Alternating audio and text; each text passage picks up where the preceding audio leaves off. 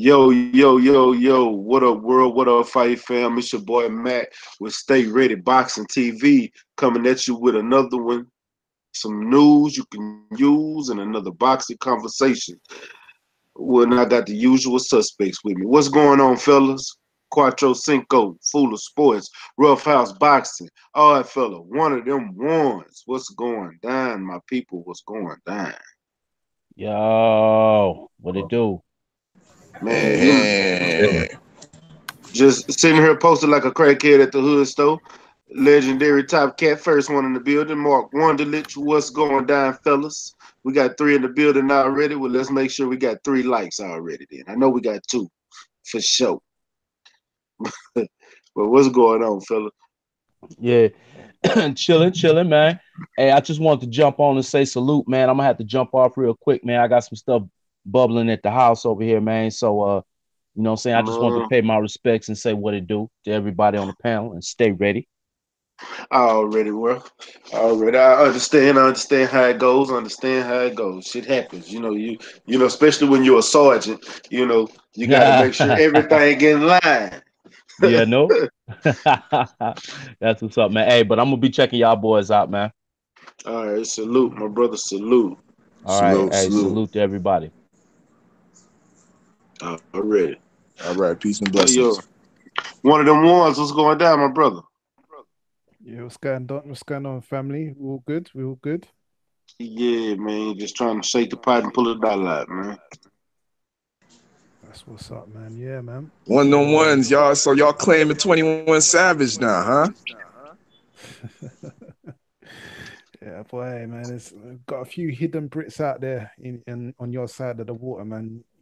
We got MF Doom and Slick Rick. You know what I mean? So it's just a nationality thing, man. It's just a piece of paper. You know what I mean? Where Yeah, you're a product of your environment. You know, he might be on paper, British or whatever, but he's an American. You know what I mean? He's a product of his environment. You know, if he comes to the UK, it's gonna be just as foreign as any of you guys coming to the UK. So it's just one of them True. ones.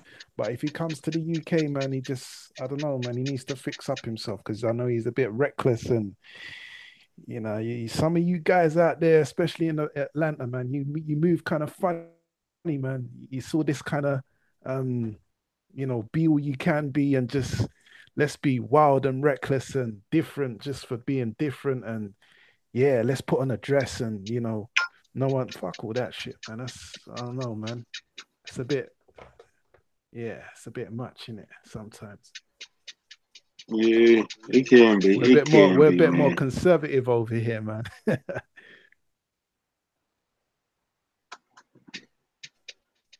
we'll True, have I to hear see that. what Hey, happens. all right. Hey, somebody, I got an echo. I'm Yeah, hearing you myself. do.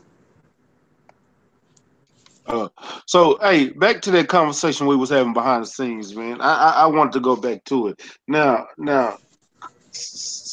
let the chat know what's your problem. What's your problem with Anthony Yard right now? Because you said he's still fighting bombs. Who, me? Yeah, I'm Oh, kind of disappointed in that. For the fact that we were supposed to be seeing him fight Mediamar, which was the precursor to getting the title shot. We saw Vostik go through Mediamar before he uh, fought Adonis Stevenson for the WBC and the lineal, I must say. But yeah, I was hoping to see uh, with Mediamar a step up in competition from what he's been fighting. Unfortunately, it is. You're right. Stay ready. It's not his fault, but Mediamar did have an undisclosed injury and pulled out the fight, and he's recently been replaced with an opponent I don't know too much about, but his name is Travis Reeves. If anybody in the chat can do the knowledge to him, and let us know what he's all about. If anybody on the panel know who he is, yeah, divulge some information if you please. Well, we got Lawrence Williams in the building. I know Lawrence Williams could tell us something about Travis Reeves. And salute to you and Lawrence Williams. I did get to catch the tail end of the show. I All right. wish I could have been there for the whole thing, but I only got I got caught the tail end of the show. I see you, legendary. Where you at, man? Why you? I sent you the link. Bring that ass on. Hey, but like my only point is about that whole situation, bro. Um, I'm I'm not knocking him for going under short notice, taking somebody like this. You don't take a higher class opponent for a 1 week or a couple of days notice before you take a fight. You don't, because you haven't had time to take account. You haven't had time to prepare yourself for this fighter because you're already prepared for the fighter that you're going against. That's you putting yourself in a bad situation when you do that. So let's go ahead and just get somebody else. Let me get him out the way. Then I'll worry about a upper tier opponent or step up after that. Because I'm Yeah, not you're gonna put right. myself in danger and lose money and have a chance of losing out on some money. I can see the man doesn't have much of an amateur experience. Uh, he can take it slow. I mean, I just want to see him in there with competition. I think it's long overdue. He should have been fighting at least some heavier domestic challenges. Yeah, I mean, a lot of the good domestic light heavyweights are over there with Germ at Matchroom Boxing. But I mean, come on, Callum Johnson. Well, I mean, Jose Burton is another guy he get in the ring with. I mean, he needs to step speaking it of up. That's all I'm Matchroom, saying. anybody want to cook on that before I go to the next one because he just brought up somebody I did want to talk about. Matchroom it is. All right. Speaking of Matchroom, Dillian White is trying to get a fight with Dominic Braezeale for April 20th and hopes to get a mandatory spot with Wilder. What is y'all take on that? Act Reacher, you go. Let me hear what you got to say.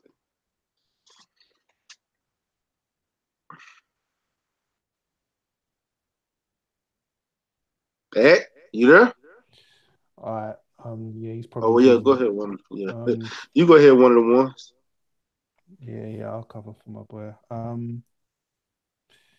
Well, yeah, I mean, it's a political move. And you know, if he fights Brazil, it puts him in position to be the mandatory, well, potentially puts him in a position to be the mandatory for Wilder. And yeah, but the fight doesn't excite me at all. I'm not so keen on the heavyweight division. I kind of said that a few times before, but I don't really know what to say about it. It's not really an exciting fight. It could go either way. I could see Brazil beating Whyte and Whyte beating Brazil. I think a lot of people are kind of gassed off of Dylan Whyte at the moment because of his last performance against Chisora. I think that fight was a bit overhyped on his behalf. He got the sensational knockout. Kudos to him, but he even admitted himself that he just threw a lazy right hand. He was gassed out by the third round. Dylan Wright is good for 6 rounds maximum, and then he gasses out. He starts leaning on you, breathing out the mouth heavy. You see the sweat dripping off of his nipples, and titties flying around all over the place. He's a six. He's good for 6 rounds maximum. As I say, in the Chisora fight, he was gassed out at round 3. I had Chisora winning before he got the knockout. But in heavyweight boxing, anything could happen, and that's what I'm saying. It could go either way, in my opinion. I don't have. Um, I've got little interest in the fight, and yeah, let's just see what happens. Okay, odd fella, go ahead. Now, it's not about to me the interest of the fight because I think this fight we really shouldn't shit on it too much because this is what we want. Some of these contenders fighting each other, and both of these guys are, I would say, top 10 heavyweights. And one of the things that we have criticism in the division is that these guys haven't been fighting each other. Well, here we go. Here's a fight where there's two top 10 heavyweights. Uh, getting ready to mix it up. Hopefully, getting ready to mix it up. In order to make the official mandatory for Deontay Wilder. I don't really see a problem with that. What I see a problem with is why is Dillian Whyte still entertaining the thoughts or entertaining Eddie Hearn as his promoter. I was hoping that he would get this deal done by coming over to the PBC, but it sounds like Eddie Hearn's negotiating this deal, and he seems to it's not official, but it seems like he's still over at the plantation, and that's what kind of concerns me about the whole situation. Not so much about the fight itself, but Dillian's decision. What it looks like is that he's staying over with Matchroom instead of coming over to the PBC. Yeah, it is what it is, but I don't even care about those particulars anymore. If you come over, you come over. If you don't, you don't. It's still the promoter and promoter. Top Cat, what go on, brother? What's going down, Top Cat? Oh man, slow mo, man. Yeah, man. I meant to call you a minute ago, but shit, I got caught up in something. That's why one of the reasons I'm so late. I had something to do. Nah, I'm talking about I was gonna call you before I went live. Oh, okay, all right. But I had something chopped up with you about. Go ahead and cook on it. What we building on? Dillian Whyte versus Braezeale. Oh, it's done? Not yet, but no. Dillian Whyte is trying to make that fight for April 20th. Oh, for Wembley? Yeah. Damn. London. Man. I don't think it's Wembley, you know. Yeah, it might be Cardiff for what's that other one? O2. Yeah, O2 Arena. Yeah, Dylan. Yeah, that's an O2 a bit fight. of a big ask for Dillian Whyte, man. Especially with Braezeale. Like it's got to be something like the O2. Man, you want to be honest, man. It's not what we want, but it's the direction that we want to go in, though. I'll take them two. I mean, that's number one and number two for the interim title at WBC. I'll take that. That's a cool little scratch right there. Either both guys got a chance to win. You know, it don't make them elite if they beat each other. I mean, there's levels to this shit, but I think that's a good direction right there, man. That's a fight that if that motherfucker on, and then it's a daytime fight, so perfect. Yeah, I don't want to be sitting down and have my day pushed aside to watch this shit, but you know what I'm saying? You know, I don't want to have to cook and shit to watch Dillian Whyte and motherfucking Fat Boy. You know what I'm saying? But yeah, it's cool though. That's a cool little scrap though, man. I think Dillian Whyte gonna beat the shit out of whatever his name is, man. I can't even think his name. Braezeale. The police, goddamn. We gonna call it up the police. You know? Yeah, that's who he's fighting, the police. Yeah. Hey, what's your thought on it, Fuller Sports? Fuller. Act, you back? Let me just wrap on it a little bit. The thing is, my thing is this: he had a chance to fight dude already, but he said he didn't want to fight dude. Now he wants to fight him. It's like the way I feel about Dillian Whyte. Make up your mind, bruh. Like that's what you have to do. Make up your mind. Stop running like a chicken with your head cut off. You know, just fight these guys. If you're really about that life, if you're really about trying to go after this strap, fight these guys. Stop BSing, you know. But it's a good scrap nonetheless if it does happen, you know. Yeah, I don't. It don't matter if it does, don't to me. I think it's a good fight because we get to see who's the best, who's gonna be the best one to get knocked out by Deontay Wilder. At the end of the day, I want Deontay Wilder to get both of them. I want him to shut Dominic Braezeale ass up and all that snitching shit, and I want him to whoop Dillian Whyte for all that whole shit he pulled. That's me personally. I would prefer Dominic. I would prefer Dominic Braezeale because I'm tired of man boobs. He would flatten him, and we wouldn't hear from him for a long time. You know, no, I don't get it wrong. Y'all know I've been clamoring for that actual fight for how long now? At least 2 months. Yeah, Y'all know I want that no gun. yeah. To be honest, it's hard to watch Dominique Braezeale fight because if you're eating, you may throw up looking at the man boobs. You know, it's been sometimes where my That's why stomach's you don't pay attention to the bamboos. You can't let it's that hard, bro. distract you. It's hard. Don't let that distract you that if you or one of your loved ones is diagnosed with mesothelioma, you may be entitled to financial compensation. Yeah, probably so.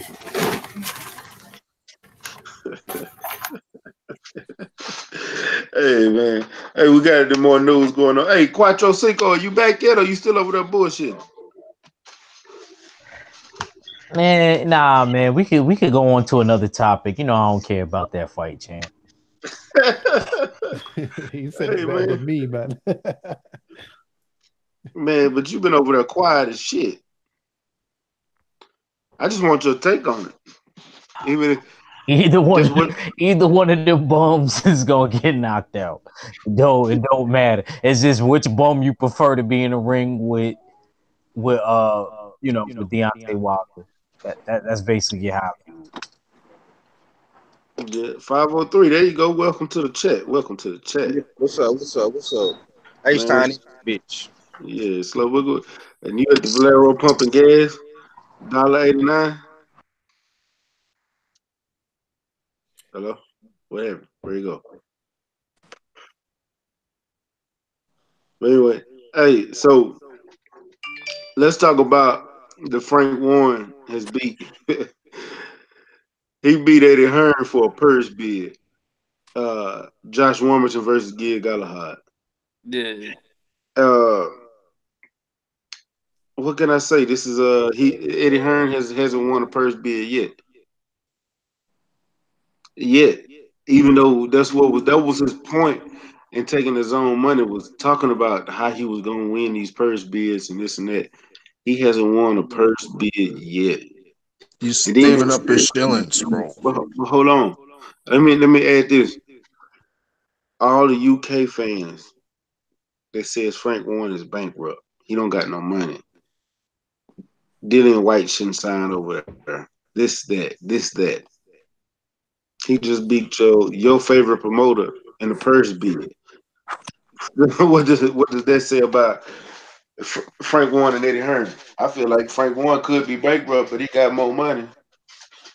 Well, I think what it says is that Uncle Al probably sorted out Frank Warren's tax issues, because I can tell you for certain that Frank Warren does have some issues with Her Majesty's tax office, and that issue is still impending.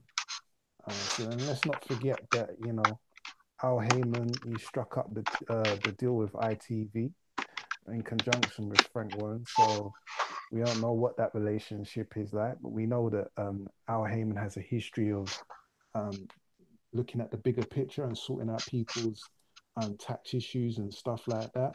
You know what I mean? He's a businessman at the end of the day. He ain't no punk. So there could be an avenue there. But I think Frank Warren's situation is still all up in the air. No one really knows what's going on with him. Just because he's won a purse bid against Eddie. Eddie has a history of being tight-fisted. You know what I mean? He doesn't like to spend too much money. Evidently, with the negotiations with Wilder, Whyte, and of course Fury. So it's just one of them ones. Yeah, it's just one of them ones, man. It's just one of them ones. It is what it is. What's your take on it, all right, fella?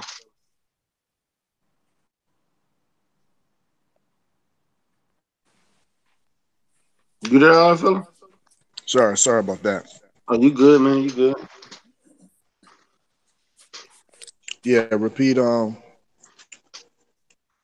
I was just that talking question about. It again. was just talking about how Dillian. Well, I mean, not Dillian White, but it was just talking about how Frank Warren beat Eddie Hearn in another purse. Oh yeah, yeah, Eddie yeah, yeah. Hearn won in the purse bid. I mean, yeah, I was about to say, um, Eddie Hearn's just saving up his shillings because he wants to bid on Wilder Fury Part 2. I mean, Nah, it ain't no thing, no. But this is just absolutely embarrassment to matchroom boxing, having like a guy that's. I'm hearing the echo. Yeah, me too. It's Hold on, bothering me. hold on. But yeah, it's kind of it's kind of embarrassing for matchroom boxing that they've lost another purse bid, especially to the enemy, Frank Warren. Given that, as one of them one says, that you know what I mean, serious financial issues with the Majesty.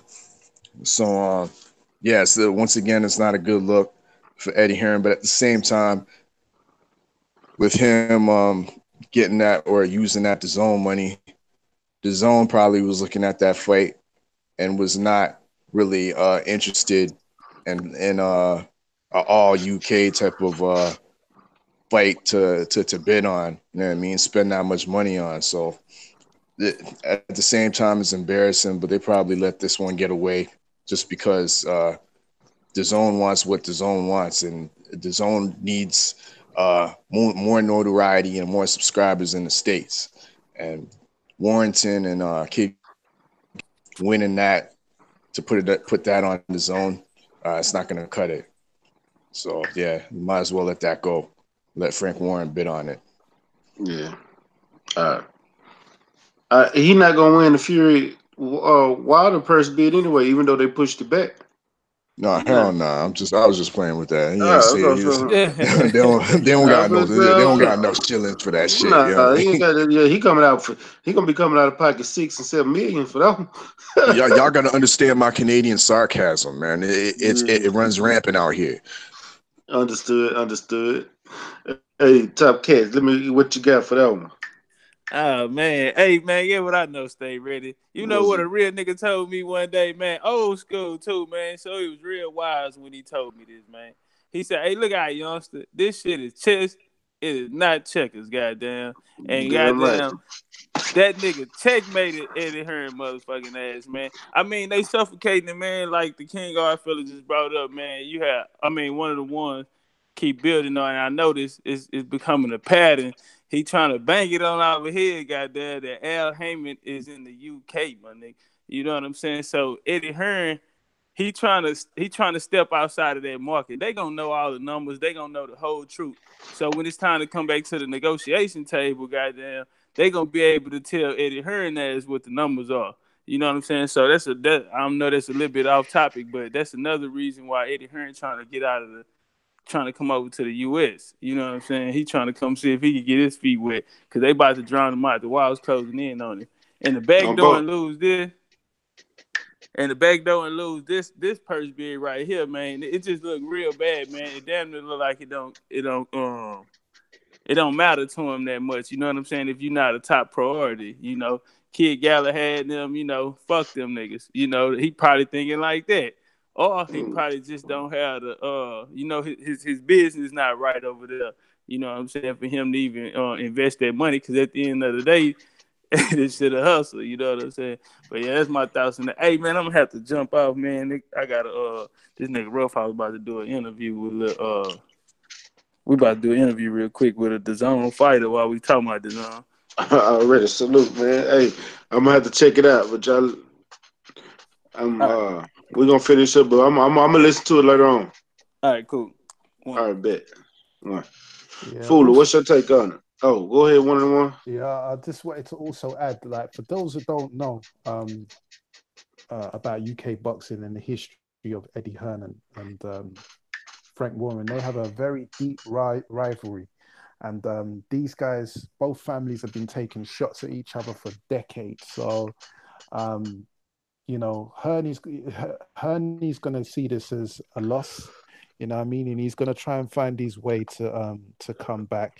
These guys will put on fight cards on the same night just to spite each other. You know what I mean? They're real petty like that. This is nothing but white on white crime. All right. Oh And man. you know, this ain't gonna be the last of it. So I know Frank Warren is probably sitting there in his armchair, and a glass of whiskey, thinking, yeah, I got him, I got the bastard. Yeah, you know what I mean. But these guys, they're always taking shots at each other, man. It wouldn't surprise me if Eddie makes another move at Frank or something. But that's how it is, man. This has been going on for decades. Yeah, it shit happens like that, man. What about you? What about you, Fuller? Um, like at this point, I really don't like have anything to say. It just shows that like the chinks in the armor are just being exposed little by little. Um, I noticed something when a person usually talks a lot, they do very little, and they make very little power moves. Eddie Hearn No, is one of those people, so I really don't think anything else except for another L that goes on his thing.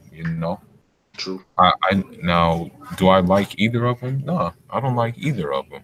But one clearly has kind of like the upper hand when it comes to getting some decent, halfway decent fights. So yeah, that's really all I think. I mean, Eddie Hearn is like a complete joke. You can just see it by the suits he wears, man. So I don't got much to say on the thing. But it's expected. Probably before the week is up, he'll take another L. Somewhere. So yeah. What about you, Cuatro Cinco? Eddie Hearn ain't got no money. I like. I knew Fuller was gonna talk about his suits. I knew Fuller was gonna talk about his suits. I put money on it, yo. Fuller always getting at that man Eddie Hearn suits, man. Always. And I like how one of them ones said, Her Majesty. Dang, man, y'all dudes in London, man. Yeah, I be seeing, I be seeing why y'all be trying to take some of our girls out here in America that talk. Y'all wordplay. I'm watching y'all. But anyway, as far as Eddie Hearn, this isn't the first time he lost the first bid. It's not gonna be the last time. Eddie Hearn needs to stop being cheap. I got a little echo. I hear a little echo out there. I think that's one of the ones. That's on your end, bro. It I gotta think be. your mic. Let Yeah, me. that's your end, bro. Okay, let me put myself on mute. One sec. Okay. All right, go now. Yeah, definitely was one of them ones. Um, yeah, like I said, it wasn't the first time he lost a purse bid, and ain't gonna be the last time. Eddie Hearn needs to stop investing his money into the sanctioning body and those cute ring car girls. Don't look, man. I'm not mad at what he did with them round car girls. I ain't mad, but all the money shouldn't be going to them in the sanctioning bodies. It's called fighters. It's called dudes that's getting hit to the head and the body. They deserve the money. You need to play the background. This dude is more vocal than Anthony Joshua. Shoot, Eddie Hearn should have been the fighter. And Anthony Joshua should have been the promoter. I mean, Anthony Joshua probably would have been a dumb promoter, but you know, I think I don't know, man. I just don't like that whole situation, man. I just don't like Nah, that whole situation. He just can't win anything, and he's looking real bad, man. That's all I really agreed. got to say about it. Agreed. 503, Young Lion. What you got to say about it? Hey, hey, man. Say, man, listen to me, man. Understand this. That whole 0-3 in purse bids, man. 0-3. That hoe finna lose the championship game. You understand? Uh, we all know Eddie Hearn don't like spending no money, man. We all know Eddie Hearn don't like paying his fighters, man. We all know that Eddie Hearn like making in-house fights. You know what I'm saying? So I'm not surprised about this purse bid, man. If your name ain't Anthony Joshua, you know what I'm saying? He ain't finna put no money up for you, bro. You know what I'm saying? Point blank, period, bro. This ain't even no surprise to me. He lost the Whyte versus Pulev purse bid. He lost to um oh boy Maurice Hooker from Dallas. He lost that purse bid with Salido or Yep. whatever. You know what I'm saying? And this is the third. I just read the article, bro. No cap, bro. I just read the article. Shout out to lefthook.com. My boy Bad Left Hook. Yeah. It was said in the article that this motherfucker didn't even make an offer, bro. He didn't make an offer. They said only thing Frank Warren did was put up 20 stacks. And Hearn didn't even make an offer. Can you believe that, bro? What fighter would want to be with a guy that don't even put up money for your fighter, bro? You don't even make an offer. You know what I'm saying? But as soon as Frank Warren put together a banging ass card, you feel me? For the UK fans, here you come trying to put a card together. You know what I'm saying? Hey, you know what's fucked up? You know, speaking of that, I wouldn't be surprised if that hoe put up a fight up against his own fighter in that fight. I wouldn't. Yeah, he might. He might, bro. He might. Remember, this is the same dude that put Kell Brook in that versus Triple G. So I wouldn't put past him, bro. That's all I got though, man. That whole 0-3, man. He finna lose the championship, man. Yeah. What you got going on? Yeah, my bad, bro. That's my girl. Go ahead. Oh, are you good? Oh man. But yeah, man. Check this out. So now I know I ain't gonna keep talking on Eddie Hearn. This is the last one I'm gonna bring up. I just want to know what y'all thoughts on this fight. Y'all, you don't have to say I don't care about this fight. I just want to know your thoughts on the fight and who you think gonna win. One of the ones it is gonna be in the O2 Arena. Whoever Dillian Whyte fights April 20th is gonna be in the O2 Arena, and he's trying to get Dominic Braezeale. But on the undercard, as far as the co-main, they talking about Joseph Parker versus Derek Chisora. They also talking about Dave Allen versus Lucas Brown. And they also got their eyes on Michael Hunter versus Carlos Taka. Now, what is y'all thoughts on those fights? Shitty fights. We know that, but shit. What else we got to talk about in boxing right now? You know what I'm saying? Like Eddie Hearn is the only person giving us content right now. Just so you can say shitty fights. You know what? For Eddie Hearn, that's undercard. That's the heavyweights type. I mean, we don't really care for Lucas Brown or Dave Allen, but it's a decent little bum bash to start to a card like Dominic Braezeale and Dillian Whyte. I mean, what was the other one you there was you said Stephen Hunter against Takam. I'd rather see Stephen Hunter actually in there get the rematch against Usyk, since Usyk is co-promoted by Matchroom. And not Stephen Hunter, it's Michael Hunter versus Carlos. My bad. Michael Hunter. The form. Yeah, he fought Usyk in the cruiserweight division.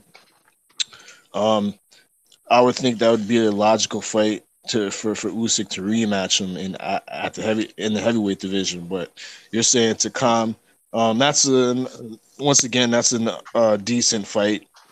I'm not gonna shit on that fight too much. I mean, at least they're two type of fringe contenders. Michael Hunter being more on the upside with a couple good with Martin Bacoli, who was an upstart prospect originally from the Congo, and against Alexander Ustanov, he knocked him out, knocked him completely out. So that was a good little victory for him. So he's been on a roll. If he gets Takam out of there, that'll be even good, even better for him. We might see that Usyk shot maybe by the end of the year or something like that, or possibly be another one of Joshua's opponents. They're building it up to be, because like 503 Line said, Matchroom loves doing in-house fights. As such, Big Baby Miller and AJ, it's pretty much an in-house fight. You in the dig? What was the third? Okay, yeah, you got Chisora against Joseph Parker. Marcus Allen versus Lucas Brown too. Yeah, I mentioned that one. I'm not really. That's pretty self-explanatory. Yeah, that's pretty self-explanatory. With regards to Joseph Parker and Chisora, I think this is a good litmus test to see where Joseph Parker is really at. I don't want to completely write him off after the two back-to-back losses that he suffered, and came back with the win against that guy from California. I forget his name, but yeah, we'll see where he's at. Chizora's always somewhat. He got knocked out in this with pretty much a one-punch knockout against Dillian Whyte in his last fight. But I still believe that Chisora is still a live dog. He always comes to fight, and if he stays in shape, I mean, like he was in excellent condition, excellent shape for that last Dillian Whyte fight. He could present a lot of problems for Joseph Parker, because Joseph Parker is another fighter. He doesn't really like to be pressured. We saw what Andy Ruiz did to him. So it's an interesting matchup. Like I said, I'm not gonna shit on this card too much. It's a lot better from what we usually expect or see from matchroom boxing and what the journey's been presenting to us. So yeah, ho hum. What you got? One of them ones? I don't wanna come across as if I'm shitting on the card or anything, but this man, Yeah, I know it this ain't. is I a know it ain't. I know it's not outlet. Believe me, I do. it's a It, it's a boring card. I'll tell you what, I'm not gonna watch this. I'm not gonna watch it live. It's one of them ones where I'm just gonna say what happened, who won. You know what I mean? Takam seems to like fighting in the UK as well, man. You know, he's I don't know if he's signed. Is he actually signed to Eddie Hearn? I'm not even too sure. But he seems to like fighting in the UK, so it doesn't surprise me that he's on the undercard. Chisora is an old warhorse that needs to. I don't know, man. I think he should hang it up, man, and retire on the basis that he got knocked out in devastating fashion. You know what I mean? He got sparked out clean, and you know, I'm not too sure what he thinks his objective is in boxing. I mean, other than obviously making money, you know, making some good money, but I don't. I think he's had his time, man. I don't see him as relevant in the heavyweight division, apart from being a gatekeeper. The fight against Parker to me is a pointless fight that just goes nowhere. Um, I don't see the point of it. You know, it's kind of like watching boxing for the sake of boxing. I'm not that in love with boxing to just be watching them two guys fight. But you know, anything can happen in the heavyweight division, I guess. You know, it'll probably, as you say, it's at the O2. So depending on what size they make the arena, it's probably going to be like 20,000 again. Dylan can feel that. You know, yeah, Dylan's got a lot of support. And yeah, Dylan alone will bring a lot of people. You know what I mean? And there's no, you know, I think they'll do good numbers on the gate. But yeah, it's to me, it's a very boring card. Yeah, I don't really know really what else to say, but most of these fights, they're not going nowhere. You know what I mean? They're just kind of like running around in a circle, not going nowhere. They're kind of pointless fights, but yeah, that's all there is to it, really, on that whole. I mean, is that card confirmed? it ain't just all the way confirmed, but that's just basically what they were talking about on well, this is what Michael Benson had put out there, and he said the fight is going to be at O2 Arena April 20th. Those are the fights that they're working on getting. So we'll see. Wasn't David Price offering his chin on this card as well? I thought he was. I don't know. I didn't see. I haven't read anything on it. They might as well put Joe Joyce on this card as well. You know what I mean? I know Daniel Dubois got a fight coming up with Gorman. No, I mean not Gorman. I was about to say they ain't putting those two together yet. Yeah. Hopefully they try. I wonder. Oh, that's what he's fighting. He's fighting Raz Van Kajanu. Yeah, that's what he's fighting. Yeah, that's what he's right. Or a decent step up. I don't mind that. He needs to go ahead and fight Gorman though. But yeah, it's right now. It's a slow time in boxing. You know that's why I'm giving y'all something to talk about because it really ain't nothing going on. Like they pushed back the Wilder Fury first bid. Eddie Hearn is Eddie Hearn. Frank Warren won the first bid. Like we ain't nobody coming out speaking reckless. You know, it really ain't really a lot going on. We could talk about whatever the fuck y'all want to today. I don't care. Okay, It's well, chop chop. How about the light heavyweight division? There you go. I was gonna say, Hey, my boy, I felt a little light heavyweight and cruiserweights. I'm telling you right now. I understand. I was gonna say I'll let you go on, Philip. But I was gonna say, you know, we got we got some interesting fights coming up this weekend. I was just in the middle of doing the what's it called, the weekend overview of the fights coming up this weekend. So that video should be dropping, you know, when I come off of the live. But you know, Davis is fighting this weekend. He's fighting what's his name? Hugo Ruiz. Yeah, yeah. And who else is fighting? Ishe Smith is fighting. Yeah, Erickson Lubin said he gonna be the first one to stop him. Yeah, so there's quite a few fights this weekend, but yeah, go ahead, Philo. Go ahead. If Erickson, let me speak on it. If Erickson Lubin, yes, speak on that, please. If Erickson Lubin lose to Ishe Smith, he needs to retire. I'm sorry. Or just be put in. No, fuck that. Wow. If he loses to Ishe Smith, he needs to retire. Or he needs to be the step up fights for these 5 and 6 and 0 junior middleweights. These 154 pounders. Just be the stepping stone so they can get to the next level. Because other than that, you trash.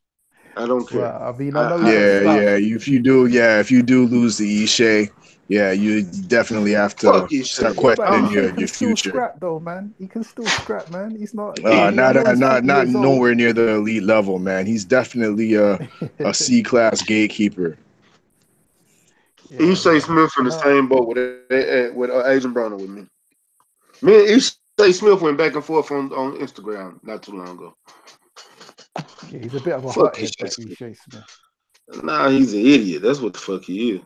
Sorry, not a hothead like he's a madman, but I mean he's a bit of a, how can I say, like he you know, he talks a gang of shit. He's one of them ones that talks shit. Yeah, man, he talks shit but can't back it up.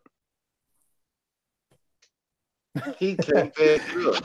You know what's funny? When he was fighting Lara, he was saying to Lara, stop running, and Lara was just tagging him, catching him, tagging him, painting his face, and he's like, stop running. That fool Ishe Smith lost his last 3 fights. He's lost 10 fights. He's got 10 losses on his record. That's why you gotta watch why he in there. Now I will say this. I ain't gonna just say he's not garbage can juice. He's not, but he ain't the bee's knees either. You know what I'm talking about? Nah, of course not. Yeah, that's why Erickson. This should be. I'm not gonna say this is gonna be easy work for Erickson Lubin, but this should be fairly, a simple game plan. Go in there, utilize your jab, create combos off the jab. Move around. Don't stay in one spot and get caught, or don't trade with Ishe because that's what Ishe want to do. Sit there, box, move around, point, and then because he gonna get tired, time out, go to knockout. Until then, work the ring and keep the distance. Simple. That's a simple game plan. Go in there and you can win the fight doing that all match long. You gonna get hit, but then control the distance. Hey, what's your thought on it?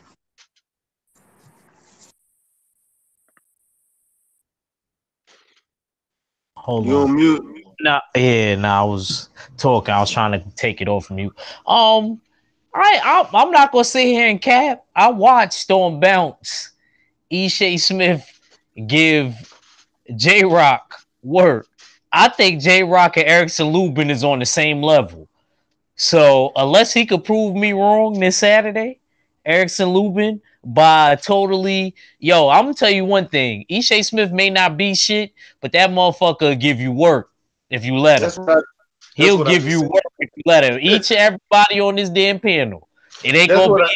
We ain't gonna just knock that motherfucker out. That's one yellow dude that he game as a pebble. You know what I'm saying? Real talk. But if you heard me, that's what I just said. Don't stand in one spot because Ishay likes to trade. Yeah, I would have studied the Laura fight, just like one of them ones brought up. Box that midget. That's it. I'm sorry, little people. I'm sorry. I want to be politically correct because we in America. One of them ones we can't say stuff like that. 503. What you got on it? I like this fool girl. Oh shit! Yeah, you talking about the Lubin fight? Yeah, Lubin and Ishay. Yeah, man. I think, bro, honestly, it's a good comeback fight for Lubin. A little step up in competition after his destruction by none other than Lions Only. Devastating. 503. Why you had to say? Why you have to say that?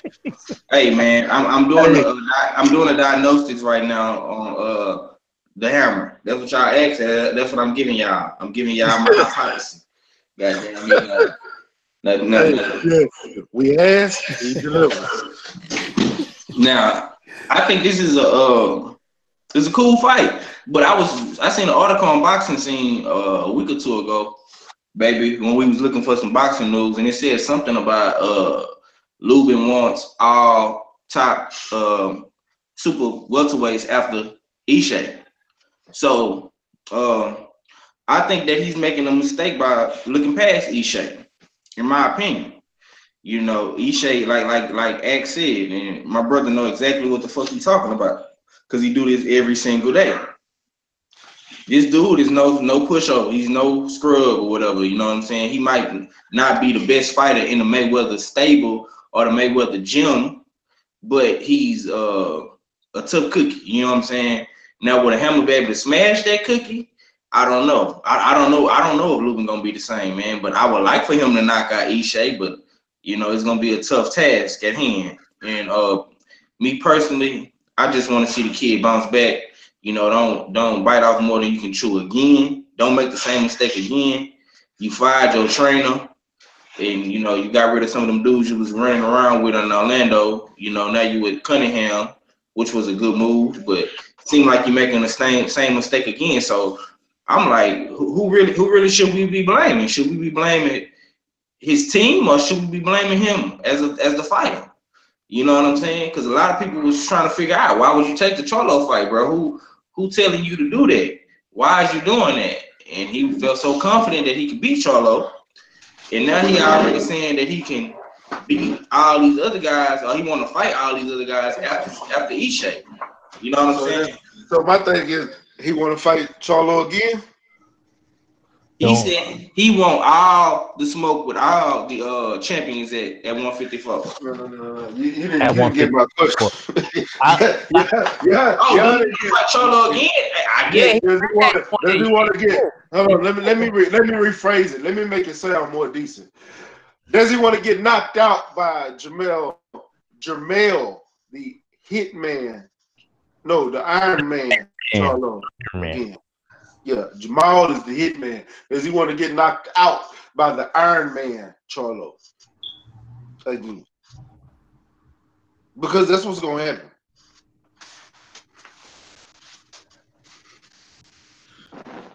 He ain't got no kind of chin, man. I'm sorry. Jamel, the Lion King. Yo, you know what I noticed about you, Mac? What? Every time a dude gets knocked out by one perfect punch. It could just be, No, hey, you always think somebody ain't got a chin. You said that about J-Rock. You said that about, yo, no, did no, you no, no, think no, no, that? no. What did I say about J Rock? I say J Rock he leaves himself open for an uppercut, and that's why I say he ain't got no beard.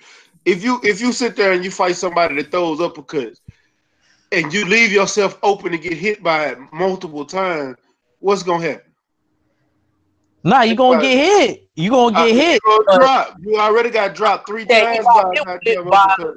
by more, with all due respect, sir. That was a well-timed and calculated counter right uppercut. Okay. Look, we gonna see. Twice. We gonna see how Twice. good his chin is come May when he go Yeah. against the Swift man. If he can pass the Swift test and not get knocked out, then he got an okay chin. But if he get knocked out by a headshot on the button, Yeah, I will agree with that. I will take back what I said. Yeah, Hold on, and you know just as well as I do, man. I'm emphasize this. I'm gonna emphasize this till I can't no more. That motherfucker J Rock got some ugly ass, mean ass, hard ass uppercut, and he throw multiple in conjunction. You mean Jared Hurd? yeah, Jared Hurd. Yeah, That's it's not as strong as Maul's though. It I don't ain't. care how strong it is. Getting hit with 6 of them in a row hurt. Nah, Will, you right. You right. You definitely right. He hit Laura with 6 in a row. That's Laura though.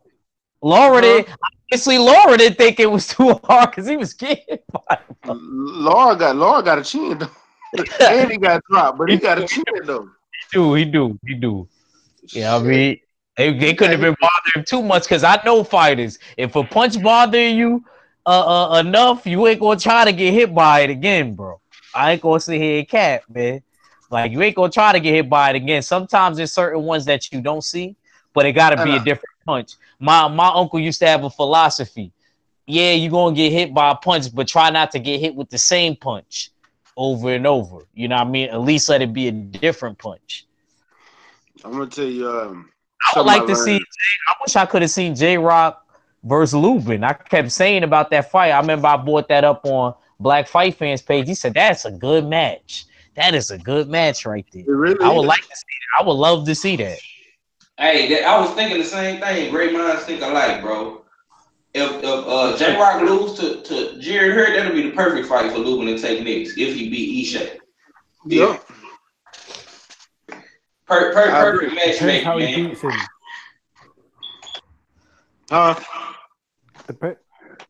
It depends how he beats him. Like if he hobbles over the finish line, then we'll have to see. But if he beats him in convincing fashion, then yeah.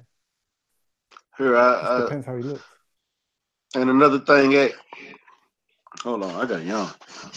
Hey, look, man, I find it real funny though. We was talking about it earlier before we switched to Lubin, which is a good topic. But I just want to bring this up.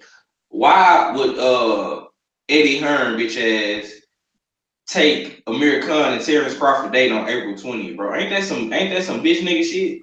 No. It's not. I'm gonna tell you why. Because that fight is in London, and it's gonna be in the daytime.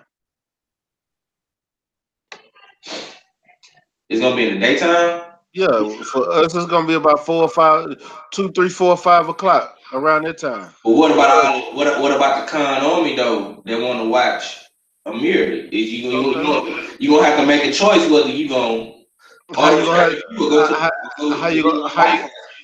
you gonna make a choice? Are you talking about as far as the people over in London? Yeah, that night. They probably don't care about that. I got a question. Those Amir Khan fans don't give a shit about Dillian Whyte, Derek Chisora, Carlos Takam, Joseph Parker, Marcus Allen, Lucas Brown. They don't give a damn about none of them. None of them got the popularity of Amir Khan. Not one person on their card. Amir Khan is a global star. Amir Khan has more fans than Joshua. I'm just being honest with you. Hey, one of the ones is he chatting shit right now? What? Hold on 1 second. Say that again, 503. I say, is he chatting shit or what, man? Is he talking bullets? Amir Khan is definitely not more popular than AJ, but he No, does have I'm some. talking about global, not just in London. I'm talking global. Um, I, I don't see that. I don't see it because I mean, Shit. Amir. I'll tell you one thing though. I mean, Amir Khan, being Pakistani, he's obviously got his country behind him. He's got a massive fan base in the UK. AJ is definitely bigger, has got a bigger fan base in the UK than Khan. AJ, in terms of I'm not too sure about America. I know he's not known at all in America. In fact, I'd probably go as far as to say Khan is probably more known than AJ in America, and possibly even got a bigger fan base in America than AJ. But in the world, AJ is out there, man. You know, contrary to some think tanks and beliefs that are out there, AJ is actually known out there in the world. Like you see posters of AJ in Dubai and stuff like that. Like when you're talking about the world isn't just the UK and America. Like if you go to Yeah, places I like know. Hong Kong, Africa, Hong Kong, China, yeah, Russia, I'm not trying to. Australia. Yeah, I don't mean it like no disrespectful thing. Like I'm trying to patronize. I'm just saying. But like if you go to like to Hong Kong and you was to ask you know a bunch of Cantonese Chinaman, do you know this person? Do you know that person? I can almost guarantee you that they'll know who AJ is before Amir Khan. But you know, as I say, in Pakistan, India, Bangladesh, you know, Khan is probably more popular than AJ. But it also it's also to do with colonialism, you know, like because India, Pakistan, when they were one country, you know, they still have ties to the UK, you know what I mean? So they still kind of look up to the UK in terms of boxing. They look up to the UK. They don't see the UK as a mother country or anything like that, but they still have that connection to the UK, you know, in terms of sport. You know, they love their cricket, you know, and cricket is a massive sport in India and Pakistan and that part of the world. Not to go too far off a topic, but yeah, it's just to give you like another kind of spectrum to it. Completely understand that. BLTB, the Grave Digger, aka the Undertaker, the LDBC Undertaker's in the building. What's going down, my brother?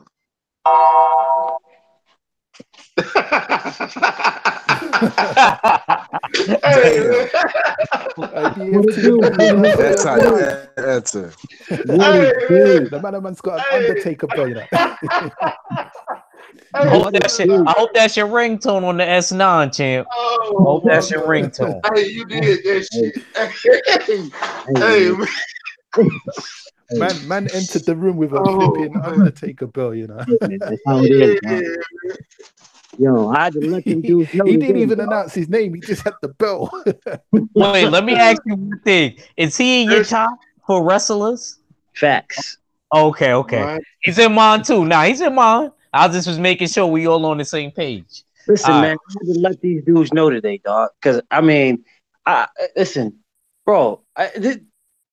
We know what my channel is, dog. That is the LDBC Graveyard. You all listen, and I told them dudes this today. You only go to the graveyard for one of three reasons. There's only one motherfucker working there. There's only one motherfucker that's getting paid, you know what I'm saying, that's doing his job to put people in the ground. Everybody else, you're either going there for a funeral or you're going there to visit. That's it. That's it, man. You are going there for a funeral or for the I'm bodying motherfuckers. That's what I'm doing. Everybody else, you are coming there to visit. You know what I'm saying? You're coming there to hang out with the gravedigger.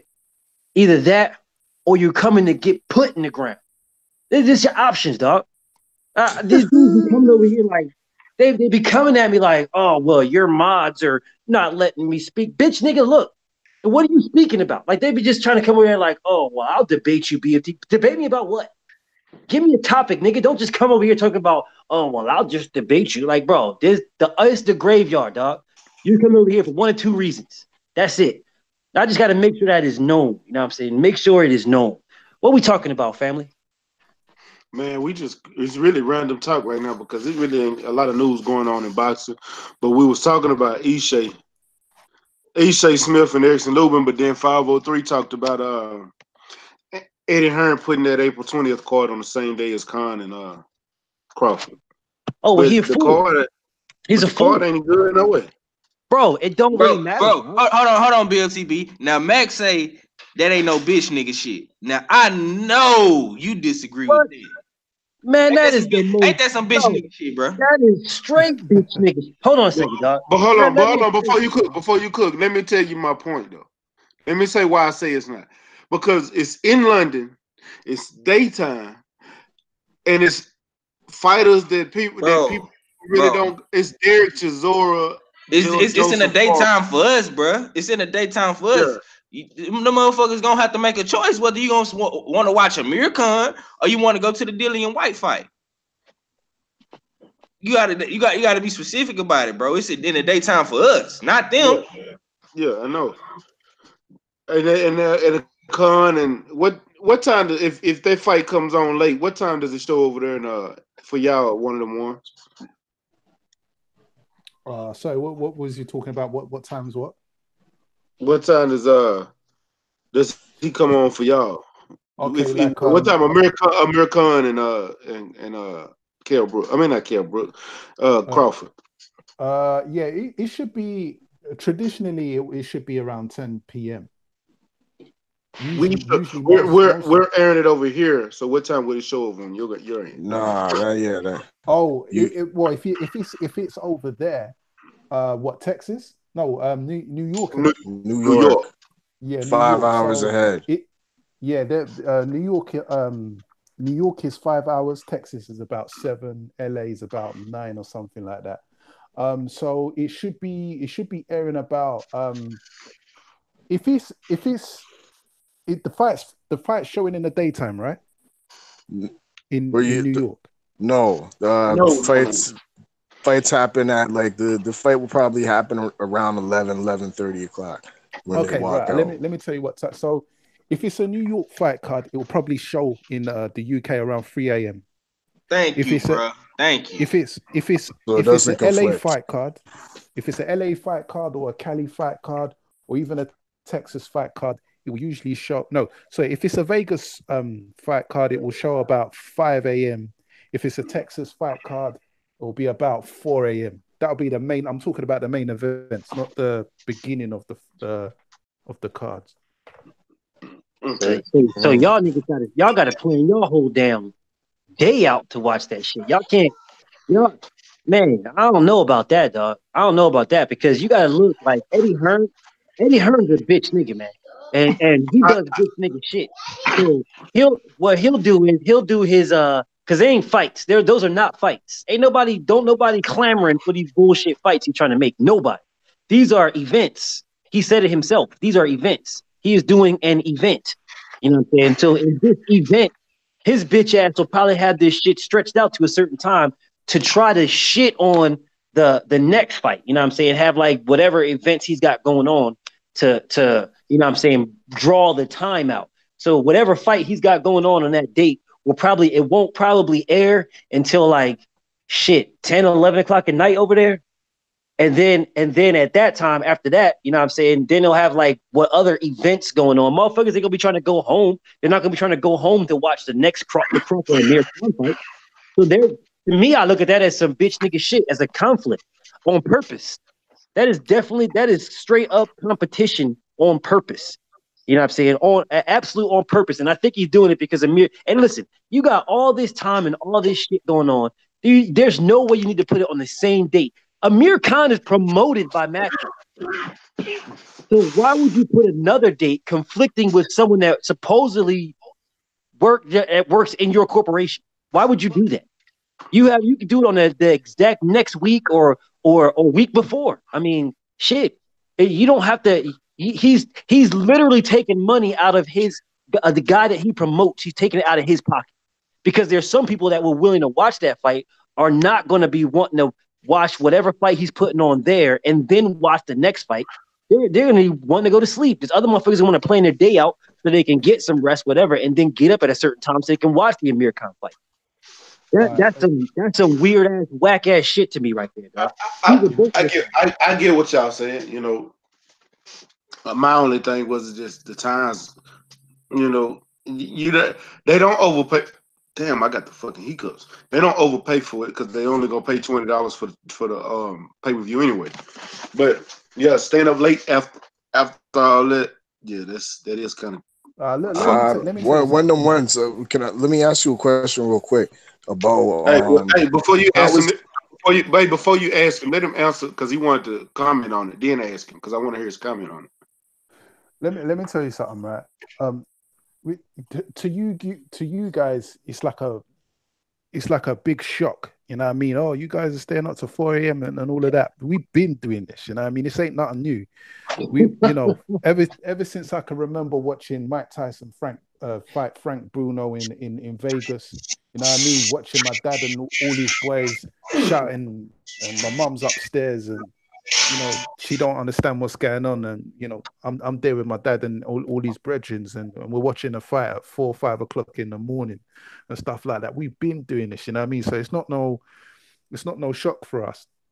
But you know, it depends on the card. What I will tell you is that hardcore boxing fans will stay up to watch that. They'll stay up and watch anything, you know what I mean? But if it's a bullshit fight, then no one ain't staying up to no 3, 4 o'clock in the morning. You know what I mean? Even casuals will stay up. Like, let me give you another example. Mayweather McGregor, right? And the reason why I bring that fight up is because the casuals were involved in that. Casuals were up at 5 o'clock because that fight took place in Vegas. Casuals were up at 5, 6 o'clock in the morning watching that fight. You know what I'm saying? So it depends on the pull of the fight. You know, staying up early in the morning is standard procedure for us. It's normal. It's regular. Yeah, we expect that. Damn. How will this fight be broadcasted in the UK? Crawford against Khan. Will it be pay-per-view at, let's say, 4 or 5 o'clock in the morning, or will it be? I'm not sure what the deal is. Is there a Sky Sports deal with this, or I don't think it's BT Sports is there, and how does that ESPN thing cross over to the UK? Do you know anything about that? Yeah. Now, to be honest with you, I'm not too sure whether this is going to be pay-per-view in the UK. I don't know if anything has actually been announced on that. It wouldn't surprise me if it was pay-per-view, and it will be interesting. I mean, Sky doesn't like to release pay-per-view numbers as it is, you know what I mean? So, you know, seldomly they'll release their numbers and say, okay, this fight did this fight did that. But as to the broadcast, I believe this will be a Sky Sports broadcast. It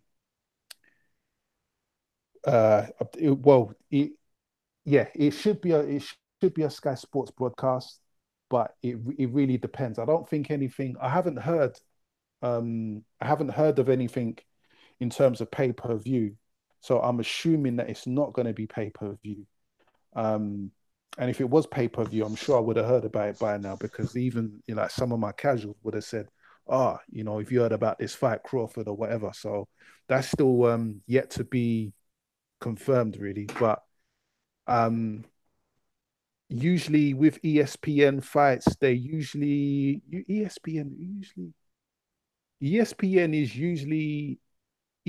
usually Sky Sports. And then Showtime fights are usually, what Showtime fights? Showtime fights, I believe, are usually Box Nation. So, yeah, it's still to be confirmed that.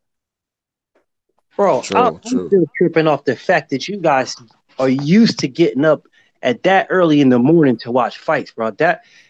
I mean, when you think about it now, that's how all the big fights come on at those times. So it's when you think about it, it's standard data. It's normal now. That's one of the normalities over there when it comes to that. But that shit ain't normal for us, dog. A fight coming on at 5 o'clock in the morning, man, nobody watching that shit. Hey, blood boxing said, or retro boxing. I mean, you know, documentaries said the OG that they've been getting up since boxing been coming on the radio. God, that shit crazy as hell. It's true. Any Hey, televised fight I'm sorry, that happens my in bad, Vegas, blood. any televised fight that happens in America, it's going to be a late one. You know what I mean? So it's standard. You obviously UK fights, they happen around 10 p.m. and even then, like, you know, when I watch some of these UK fights, it feels kind of weird. It's like, oh, this don't feel too, you know what I mean? I'm used to staying up. I mean, in the UK, we're hardcore like that, you know what I mean? Like, even when we do live streams for like 8 hours non-stop. You know what I mean? 8 hours, and the reason why I say 8 hours is because the hangouts kick you out. You know what I mean? The hangouts will just shut down after 8 hours. So, you know, and that's why a lot of the certified UK dons, you know what I mean, you'll hear them snoozing. You'll actually hear them snoozing, like man's falling asleep. So yeah, that's our reality. That's our reality. True, true. That's dope. That's crazy as a motherfucker, man.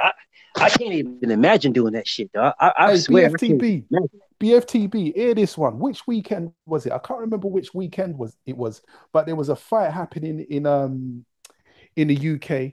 There was I forget. I think it was just before Christmas. You talking about Josh Carl Frampton fight? Yeah, do you know what? I think it was that weekend. That was the weekend, because that fight card, I can't remember where it was, but for us, there was a fight card happening at 5 p.m. and then it was basically non-stop boxing until 5 a.m. And you got the same day Derek Chisora and Dillian Whyte was fighting. Wait a minute. Hold on. You said 5 p.m. to 5 in the morning? Yeah, non-stop boxing that weekend. Dang. Yeah, and I watched every single one of them. Back-breaking stuff. You know what I mean? That's a hardcore we are right here, man. Shoot, y'all better UK fight cards, and then you had the American fight cards. Y'all better holler at Her Majesty and tell her to fix that, man. Make them joints there. Yeah, I fell asleep 5 times. I'd have fell asleep at least 5 times. Yeah, because you know what? Matter of fact, that was the same weekend as Charlo fight, because BFTB, you remember that was the same. We was on the live talking about the Carl Frampton, Josh Warmington, and the Derek and later that night we was texting about the Harrison Charlo fight. Yeah, I remember that, because it was like 2 of us was watching that. Me and BFTB was watching the Josh Warmington fight, and then you win. That's the one. Yeah. Who else was on that with us? You on the live with us today? Nah. No, it was me and Ack was watching one channel. Yeah. I think Ack was on the live too. Was it? I think it might have been Fuller. Yeah, it was Fuller. It was Stay Ready and Fuller watching, and Derek Chisora and Dillian Whyte. Yeah. And me and you was watching Josh Warrington and Carl Frampton. And you were so surprised by Josh Warrington's ability. BFTV was so shocked. Yeah. Me and Mac wasn't surprised. Me and Mac wasn't. We told y'all that was going. Man. I remember that. I told you that. It looked like y'all. I remember it looked like that cartoon where you saw just the rumbling and shit, and you saw all the stuff with your hands and feet. That's what it looked like. Yo, Carl Frampton had it left with a knot on the side of his head. On God knew. Man had a knot. Yo, he was all kinds of fucked up, man. Yo, Warrington just beat the brakes off it. Matter of fact, who is he fighting next? Oh, he got to fight Kid Gallahan. Yeah, Josh, that's an easy. Kid Gallahan is not good.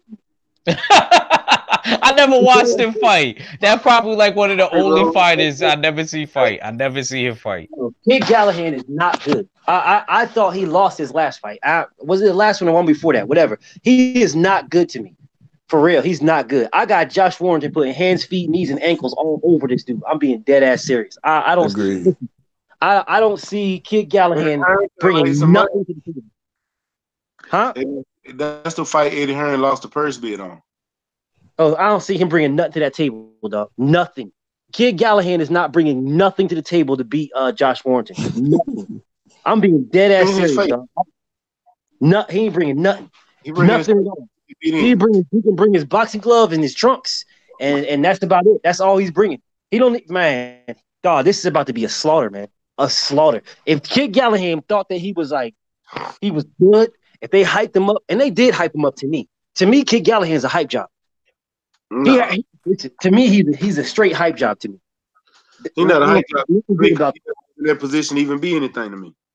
A hype job is something like Ryan Garcia. Ryan Garcia is an absolute hype job. He's the epitome of a hype job. But I think Kid Galahad's a hype job too, because they're hyping him up, acting like he's such this great and he's so good and blah blah blah. Dog, that's the same thing they were doing with that Cheeseman dude. And then Cheeseman gets pieced up. but guess what? They fell to another Spaniard. The dude he going to this Warrington fight and he ain't coming out. Kid Galahad ain't Spanish, so he Egyptian. He's about to get his ass whooped. Is what's about to happen. No, what he is too. No, wait. He's going into a leopard cage and he's not coming out.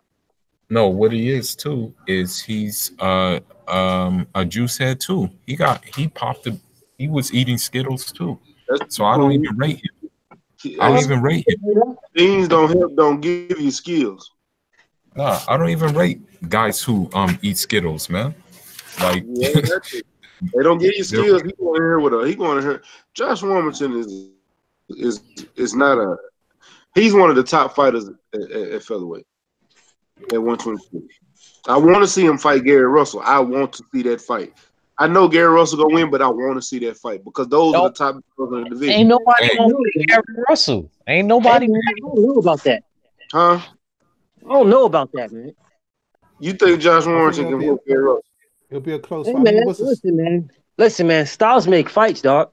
Yeah, I ain't saying it's gonna be awful, but I think Gary Russell's edged that fight out. Only thing I'll be worried about with Gary Russell is him breaking his hands in the fight. That's the only thing I'll be worried about because his hands are so fragile, and that could change the momentum of a fight. The only person I could see that really fights with a broken hand was Floyd. You know what I mean? Several times. Quick question. I like Mr. Russell just as much as the next person. But I'm a boxing fan first. And what I saw with mother JoJo Frank Diaz. Listen, what I saw with Warrington, dog, I saw non-stop punches. Yeah. And he wasn't tired. He wasn't tired either. Not one time. From round 1 to round 12. I think in all actuality, I think he'd still be fighting today if that fight could go on. And his nigga stamina was so low. He said he'd still be fighting. Did you see how many man? Listen, bro. I watched that fight, bro. When I seen what he was doing, listen. I am, like I said, I am a Gary Russell fan. I fuck with Mr. Russell. I do. Hot and heavy. That's my guy. But like I said, I'm a boxing fan first. And if Lomachenko was able to put hands and feet on Gary Russell, you know what I'm saying? And yes, there was a younger Russell. Yes, I understand all that. I understand there was a scale playing Lomachenko too. Lomachenko played with the scales. Lomachenko got skill. Yo, Fula hate Lomachenko. Don't break up Lomachenko with Fula. He's a skill fighter. He's a skill fighter. But team, bro, or at least Team Lomachenko did. Listen, man. Man, I think Lomachenko's gonna have some problems, bro. Lomachenko's gonna have some problems in his own weight class. Lomachenko's gonna have some issues. I think after this fight with Mikey Garcia, I don't think Mikey Garcia is staying up where he's at. He's going back down. Ain't no way, because he's gonna have a belt down there. You know what I'm saying? He ain't staying up with these fucking killers. He ain't staying up there. Not just yet. He might come back up there, but he ain't staying up there now. You know what I'm saying? He's got a moral victory even with these broken ribs he's about to suffer. You know what I'm saying? So it really don't make no difference. Shit, he already won in this fight with Errol. So we're just moving on with that. But I'm just saying, like, the Comey fight, the Richard Comey fight is not going to be an easy fight for Lomachenko. It's not. I agree. I agree. Hey, hold on. Before we talk about that, we might not get that fight. Y'all did see him going in for an MRI today, right? Who? Comey. That's another reason why he got to fight Anthony Crowley. Who fighting Crowley? Lomachenko. Wait, Jesus. Oh well, hey man, shit happens, dog. Hey, wasn't we talking about this the other day? Yeah, Man, I think Anthony Corolla still ranked. That's what I'm telling you. Got his ass beat Matchroom put all his money in the WBA. You Come said it on, yourself. man. Come on. Nah, man. He got beat by Whore twice. Whore served him twice. I'm being dead ass, dog. I'm being dead ass serious, yo. I thought that dude was dead, man. I didn't even know he was alive. I'm being dead ass, man. I thought he died a couple years ago. Right, number 1 in the WBA, number 3 in the WBC, and yeah, that's the only one. That's it. But he's ranked number 1 in the WBC. That's what you call trolling the ranking systems. So this dude that I thought was dead is ranked number 1. Wow, that's crazy. And that's his mandatory. He got to fight. He got to fight his mandatory. Wow. I didn't even know the WBA cared about mandatories. I didn't know that. I didn't know that. I thought you could hold it until Jesus come. I didn't. Lomachenko is Caesar Boys here. Oh my God! Yeah, idiot. Hey, I forgot. BFTV. I mean, we all were saying, talking about Teofimo Lopez, Devin Haney, Richard Cormier. You know, these are all guys that can give Lomachenko problems. You know what I'm saying? And you know, they could. Man, I don't care. He got knocked down by Linares, man. Can't nobody tell me he's not unbeatable, man. Like, come on. Of course, that's what I was saying yesterday. This guy's not invincible. He can be beat. Like the thing is, for me, like I said, I am a big styles make fights guy, a big styles make fight guy. And of all the fighters that you guys mentioned, Teofimo included, I think Richard Comey would have been Lomachenko's toughest fight. And I'm being dead ass serious. I think that would have been his toughest fight. For real. You really think so? Let me read this article to y'all so y'all know what's You really think so? I do. Yeah. I don't know. Them legs wasn't looking that steady, BFTB. Yeah, interesting. The legs didn't look that steady that night, man. Yeah, but you see the thing about Cormier's a come forward guy, do you know what I'm saying? And he packs a punch as well. So, you know, don't forget the book. I mean, I hope he win. You know, I'm tired of Lomachenko. You know, come on, bro. I would love nothing more. So everybody can shut up. Because once he got two losses, I don't want to hear about him no more. I don't want to hear about the speed, the angles, the combination punching. I don't want to hear about it. You're going to hear about it. Now, let me get to read this article real quick. Richard Comey achieved one career goal in winning his first major title, but it perhaps come at a cost of losing out on much loftier plans in mind.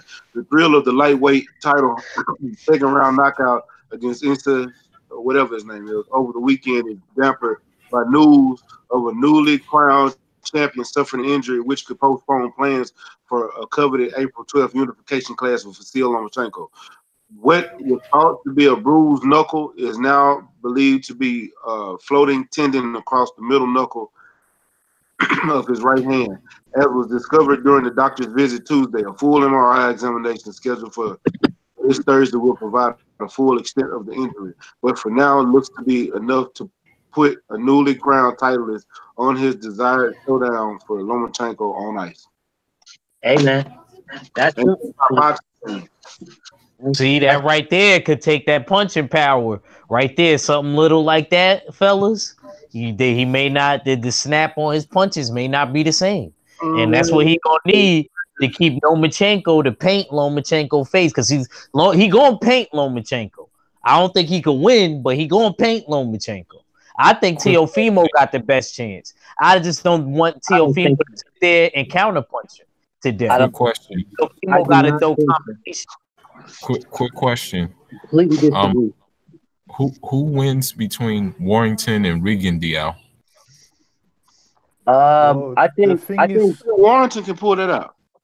No, wait, whoa, 1 second. I don't know. I ain't gonna say. You is not gonna have me disrespect my Cuban bread. Yeah, man. You is not gonna do that. You not in the hell no. Hold on. Hell that's no. my Cuban right there. Hell no. I don't care what y'all saying. Wait, hold on. Let's not forget who Guillermo Rigondeaux is, man.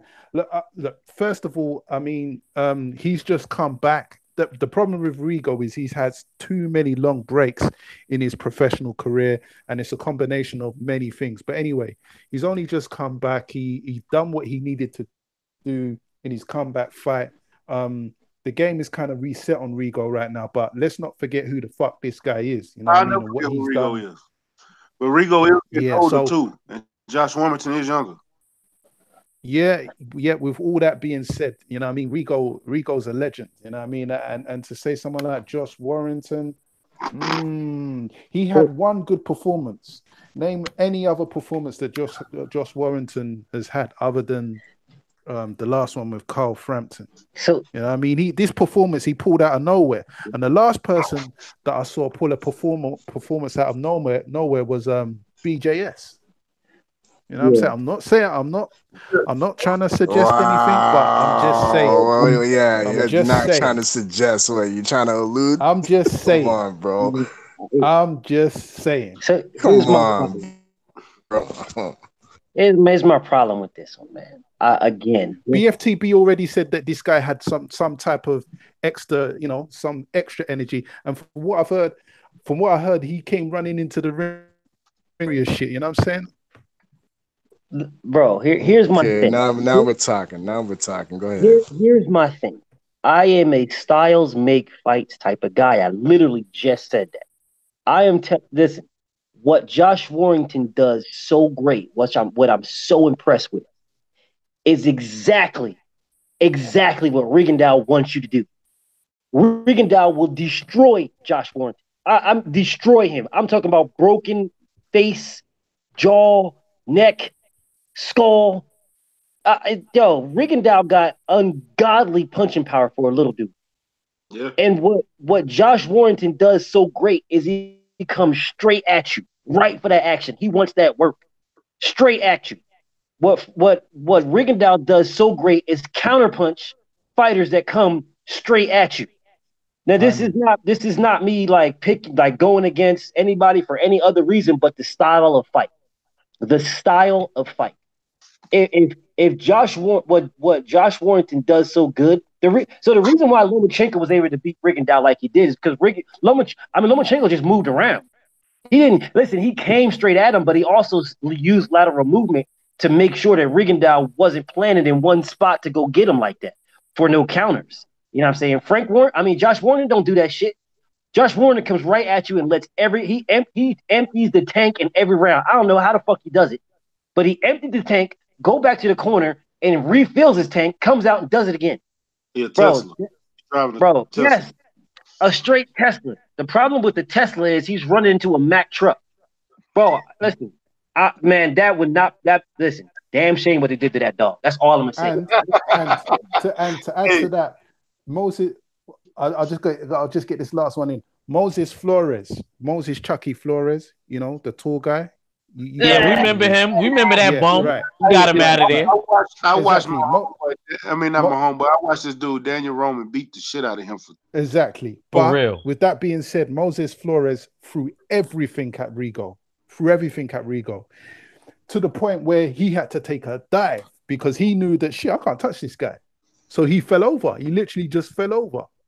You know what I mean? And it was ruled no contest. A lie. Yeah, he tried to he tried to cheat the system. And that Daniel Roman guy, that's the dude. I think that. Yeah, right there. Nah. That's a different guy. I was thinking. Go ahead. I'm talking about a small WBC champion, Daniel Roman. Yeah. He signed with Matchroom. No, I know who you're talking about. I'm confusing him with somebody else. Who'd you confusing him with? A dude that beat my dude Felix Verdejo. Out here, we call him the jaw side collector. The jaw side collector. Oh, because what he did who you talk about? Because of what he done to Jazza Dickens, Amagasa, Nonito Donier, the list goes on, my family. Rigo is a fucking legend. You can't even put your mouthpiece in after that fight. Hold on, and when Maurice did Rigo win that fight when he fought Flores? Or was it a no contest? It was a no contest. It was a no contest, but they ruled it a no contest. I thought they kick-ass Lampley, man. That dude was on a fucking. Lampley was on a fucking mission to get this dude disqualified. On a mission. Man, Drakovic, the referee. What's his name? Drakovic. Whatever the fuck his name was, that piece of shit. They were on a mission to get this dude disqualified, man. For no reason. It was bing bing. It was a bing bing thing. But it was way after the bell. This is, man, shut up. Yeah, fucking pussies, man. I've seen this shit so many times. Land shots after the bell, and the man are all talking the like, time. "Oh yeah, it was after the bell." Fuck out. Shit, they do it all the time, man. All the fucking time. All the time. Matter of fact, it just happened a couple times in a fight this weekend. As a matter of fact, it just happened. Fight with landing shots after the bell and shit did, and then they give warnings. But if that Teofimo Lopez fight, that Magdaleno fight caught Teofimo twice after the bell. Yeah, hey, it happens in most fights. It happens in most fights. It's just it's a boxing incident. You know, it's not always intentional. In fact, most of the time it's not intentional. It's just incidental. You can't, you know, these are human beings. They're not flipping robots that, you know, will pull punches at the second the bell's rung. You know, it is what it is. But yeah, Rigo's a beast, man. That guy is as Best Fight the Fest BFTB said. He's tailor made for Rigo. Rigo would just sit back and counter him all day long. Yeah. It wouldn't take long, bro. That fight would not take long. That's probably a 2-round fight. Rigo's timing is immaculate. Yeah, there's a reason why Frampton ducked him, man, and Leo Santa Cruz. There's a reason. There's a reason. Moved up weight divisions. Talking about, I need to feed my family. You know, no one wants to see Rigo fight. Fuck out of here with that shit. That was a disgrace. That was an absolute disgrace, and nobody held these guys accountable for it. Nobody. They just let it go. Leo Santa Cruz, let it go. Leo Santa Cruz is the only person that we really get on in that weight class for ducking because he don't want to fight nobody. He don't fight nobody. He rather fight Abner Mares 13 times. He called Frampton. Yeah, as a matter of fact, Frampton ducked him as well. Yeah, Frampton ducked him. Yeah. Both of them. They both ducked. They all ducked him. None of them wanted that work. None of them. Not one. Even when Loma was around that weight class, he didn't want it neither. Exactly. Rigo had to move up. Yep. They tried to lowball him, talking about, we'll give you 400K for the fight, and Lomo gets $1 million. Yeah, I'm just like, man, I don't agree with none of that shit, dog. I don't agree with none of that. At that time, those were the two best guys. There was no reason for them to get that. There was no reason for them to get that. He ended up moving up and getting more than what they was going to give him. But they did. They said throw the fight and we'll give you a little bit more. Because he did throw that fight. Do you know what? I wouldn't be surprised if it comes out in 10 years' time that we go through that fight, man. Fool my bed. It wouldn't surprise me if he did throw that fight, man. I ain't gonna lie to you. Hey, man. I've never seen him look like that. This like it really. Why isn't Mikey Garcia losing his belt if he loses? Why is he not getting stripped? Exactly. Because it's the WBC and not the WBA. It's the WBC and it's a smaller weight class. I don't give a fuck. I know what you're saying, though, BFTB. I know what that is. The Rigo thing. This is a champion that has a belt that is moving up. So if he loses, then he should lose the WBC belt, and someone else should be able to fight for it so that Rigo can fight for it. I agree. Because that's what they did to Rigo. Yeah, that's why he's saying that. But Rigo had the WBA. You know, this is the WBC. The WBC give you special passes. Like you could leave, give up your belt, and then you come back and fight for it. All type of different, stuff. You know what I mean? Shoot, it's like skipping the a la carte line. You know what I mean? Exactly. Or they can give you the diamond belt, the interim belt, and the Huachikacha belt. You know what makes him even more special is that I don't even think Rigo likes boxing too tough. He just does it because that's his profession. You know what I mean? Because he got into boxing because he was due to do some hard labor, breaking up rocks and shit. Yeah, he's a wrestler.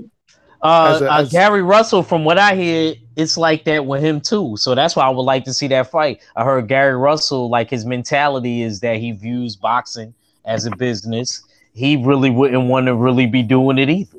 You know what I mean? It's just that's what he knows. I see that in him.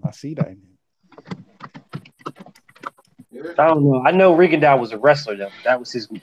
Yeah, he was a very successful wrestler as well. He should have went in the MMA. Damn, he had been a monster. Yeah, true. He did judo too. That's fighting him. I can imagine Rigondeaux fighting like Mighty Mouse. Mighty Mouse, you know. No, Wait, but didn't your boy do like kickboxing too for a while? Nah, Lomachenko. Mighty Mouse is a beast though, man. Yeah, You know what I'm talking about, right? And that one black dude the Street Fighter. Yeah, he's a UFC fighter. He got the weird cauliflower ears. A black dude from Seattle. Yeah. I think I know who you're talking about. He's a beast, man. He's a beast. Like he was the longest reigning champion forever till he just lost a couple of months ago. Hey, this is all I'm gonna say real quick. Every fight that Lomachenko had that he won big, there was questionable circumstances. Gary Russell, the scale problem. Nicholas Walters, inactive. Rigondeaux, inactive for 2 years, moving up in weight. Every major fight he won, there was some questionable thing going on. He never fought like a fair and square. I don't consider Linares a big win because Linares got knocked out like 3 times before. You know, and you just see what happens once Linares moved up in weight. He got knocked out even quicker than he did with Lomachenko. Man, it was only a matter of time before Linares got knocked out again. That's what he is. He just sit there to get knocked out for somebody. Exactly. Well, Linares never really had a chin though. He never really had a chin. He got away with his speed. He's like a baby Khan, a baby Amir Khan to me. All of his losses. To be honest with you, he been knocked out more than Amir Khan. So all of his losses are by knockout though. He didn't lose. Maybe one more time. Even Loman knocked his ass out. All of his losses are by knockout. The same thing. Knockout or stock cuts. He cuts a lot. He cuts a lot. Yeah. I agree with what our fella just said. And he got knocked out by Loma with a body shot. It ain't points though. It's not like it's going to the points. This motherfucker got stopped one way or another. Hold on, point. You say, yeah. Thank you. That's what I was gonna say. Either way, it's not going to the 12th round. So it's gonna be you getting a knockout. If you beat him, you getting a knockout. He's been knocked out 5 times. That's what I'm saying. I'm just sitting here like, bro, do something that hasn't nobody done before. You know what I'm saying? Motherfucker's been knocking his ass out. Like, do something like outclass him on the scorecard. Do something like Tyson Fury did to Vladimir Klitschko. All of Vladimir Klitschko's losses are by knockout, except for Tyson Fury. That's the only one. Every other fight, every other loss he has on his career, on his resume, he's got knocked the fuck out. Amir Khan got 4 losses and only been knocked out 3 times. Yeah, man. Yeah, but how many times has he been dropped in a fight? Who? Amir Khan? Yeah. That like 45. The last fight in the 2nd round. So I don't know. I honestly don't know. That number's astronomical right now. It has to be up in the double digits, definitely. Gets dropped habitually. He gets dropped like ugly bitches, dog. He's just consistently getting dropped. That's why he got the name Glass Jaw. And my man Crawford is gonna tear him up. He looked utterly trash in his last fight. I don't know where he gets his confidence from.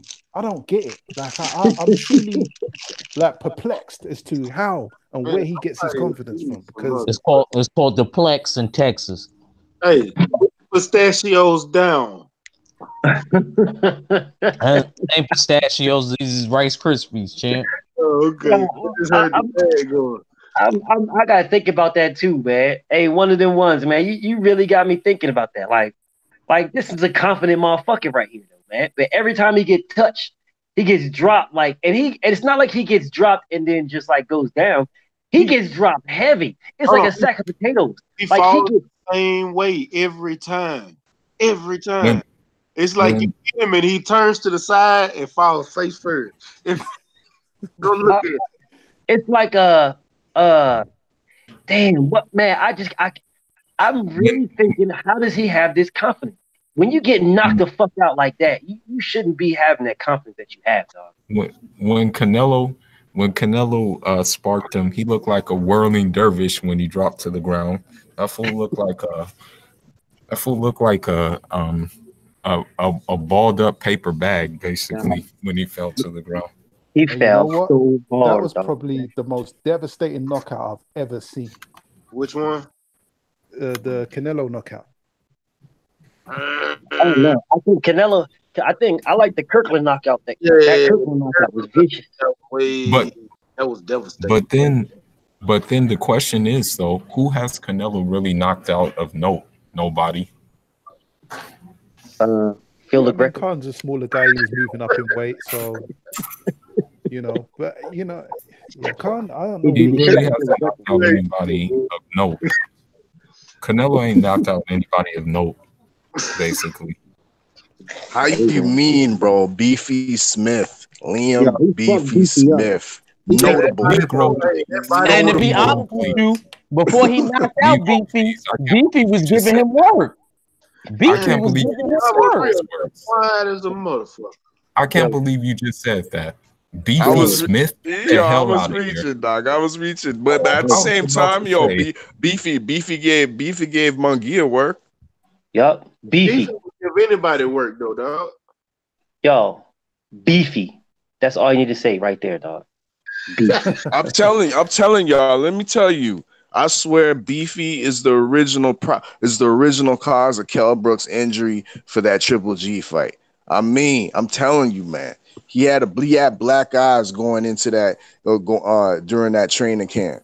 And it was all Beefy. I remember they were saying, "Oh, he's having trouble dealing with these junior middleweights and middleweights and whatnot." And they showed him Kell Brook had a shiner under his eye. Next thing you know, this guy has a cracked orbital bone in the Triple G fight. I think he had a pre-existing injury, and that was due to the notable Beefy Liam Smith. Salute. Beefy. Yo. Yeah, he was being sarcastic. I picked up the first time on Phil about you sounded a bit too serious, but you was being sarcastic. I Yo, Beefy, man. Hey, Beefy was putting hands and feet on that dude and they're doing sparring, dog. Hey, Beefy was piecing up Brook, man. Beefy was putting steaks, racks, patties. He was putting all kinds of meat pieces on that dude, Kell Brook. And Kell Brook was liking it. He was like, "I hope you're hungry." Shout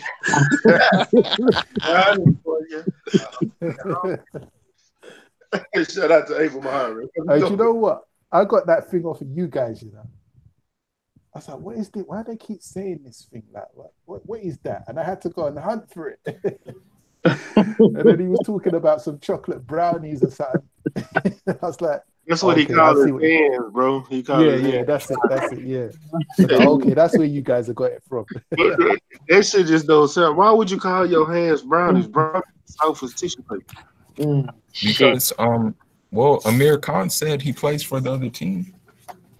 They both play for the other team. Amir Khan the one to talk. And Amir Khan been playing for the other team. He started out on the other team.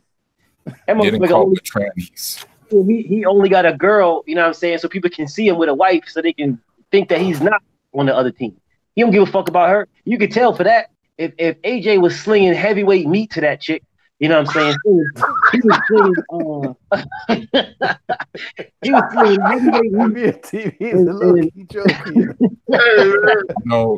You know AJ wasn't slinging that. You know AJ wasn't slinging nothing. I'm just being real. He was swinging Mandingo. AJ Diaz. Listen, they both on the same team. AJ and Amir Khan on the same team. They both was slinging. They both were slinging beef to the same chick, just so that they can both say they ain't playing on the same team. That's the only reason why they did. Distraction tactics. Gotta pull it through in there real quick. That might, hey, you know what? That might be why they ain't fought. Because they're gonna be holding and hugging each other too much, and they're gonna be like. Bro, listen, man. I'm just being real, dog. I'm just being real. If this dude's slinging heavyweight meat to your wife and you are a welterweight, and he's slinging heavyweight sausage to your wife, and you are a welterweight, you know you ain't feeling no walls when you go back up in that. Oh So shit! look, Nah. Hey, we call it dicking down. That's when we say like, oh, We call that America when a too. man got dick down, the chick That got ain't dick Latin down. terminology either. We call it that in America too. We in Canada, we call it get blowing out. I listen. I'm just being real with everybody, dog. And then AJ went. He couldn't have You know what slung I'm that into my wife BFTB because I ain't talking Neef Young Buck, but I'll buck you down. Listen, That's what would happen. listen, bro. All I'm saying is, if you listen, if you are on opposite teams, and somebody brings heavyweight meat to your wife, you should have a problem. Y'all should not be friends after that. Exactly. But these dudes are friends. Like they are still cool. After this dude slung the IBF, the IBO, the WBA, and the WBO meat to his wife. You know what I'm saying? And they're just all straight cool, all hunky dory. And and Amir Khan's all chilling back with his wife again, no problems. He don't got no beef. Everything's gravy. You know what I'm saying? They still, bro. Come on, man. Listen, man. Not hell no, bro. Hell no. Listen, bro. You got a man that has just put everything he got into your wife, and you come out here and now y'all are friends, bro. We could never be friends, bro. We can never be cool again. Never. That in itself is some big shit to me. That in itself, we could never be friends ever. There is nothing that we can ever be friends with ever again in life. Never. You are my enemy forever. But Amir Khan, you know what I'm saying, still cool with this dude that piped his wife down. You know what I'm saying? Still cool. And on top of that, you know what? To be realistic, I think Anthony Joshua only piped her down so people could think that he's not gay. Because in any picture that you see Anthony Joshua, as a matter of fact, who is that long-haired, greasy dude that looks like a fake ass Keith Thurman that's always with Anthony Joshua? That might be. Who is that dude? That might be one of Keith Thurman's cousins or something. Yo, you seen him? Did you see him? The dude with the long hair. Matter of fact, if you look at the end of my videos, right, my Trapped in the Closet version 3. If you look at the end of that video, you killed me with them. Hey, yo, that shit you had me crying because I heard the music. The music, like, yo, BFT. He dropped that first one and put it on Instagram. I'm like, what is that talking about? I got the notification on YouTube. I go check it out and heard that music. I just fell out. I said, yo, me too. I was crying, bro. I was like, this thing is dumb. Yo. Classic. I was waiting for somebody to come out and say package. Classic. Yeah, I swear to you, dude. This dude is always with guys, man. Always with guys. And always with short, little, light-skinned guys, man. Got me afraid, dog. Man. Yo, hey, our fella, don't ever be around that dude, dog. For real. He might slip you. Never. I'm the right size, 5'9", light-skinned. Nah, I'm staying far away. Yo, AJ's gonna be like, yo, come to my room. Let's talk boxing, mate. We're gonna talk some boxing a little bit. I'm gonna give you an exclusive. Yeah, he'll be giving people exclusives. Yeah, let me tell you about the millennial, nigga. AJ sleeps with his ass in the air. That dude's the street. Where the fuck did come from? Yeah, that was a bit dark, man. Throw a little bars out of nowhere. Yeah, that wasn't a lineal. That was a curveball right there. For real. That was a bit dark, man. Fuller is wrong, man. That was a bit too graphic. Mac, I guess 78 coming on. I see Cali been on. Oh, true. Shit, I don't know, dog. All I know is AJ's gays him off. I don't give a fuck what anybody say. That dude gays him off. That dude, straight up. That dude like dick. Straight up. Whoa. Yeah. It's crazy. Hold on. I unhit him because I want him to talk. Dude said next time any of you see AJ, say it to his face. See, you with the right one. And I would. You know, my name is Stay Ready Boxing TV. You don't gotta get ready if you stay ready. Motherfucker, I'm from Texas.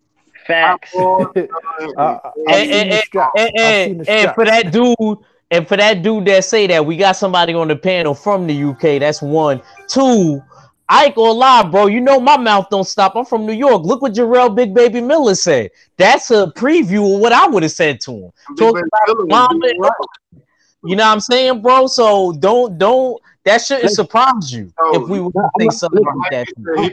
I'm about to dip out. Listen, I'm about to dip out, but I want to speak on that one thing. I'm about to go, but I gotta speak on that one thing. I'm about to close out.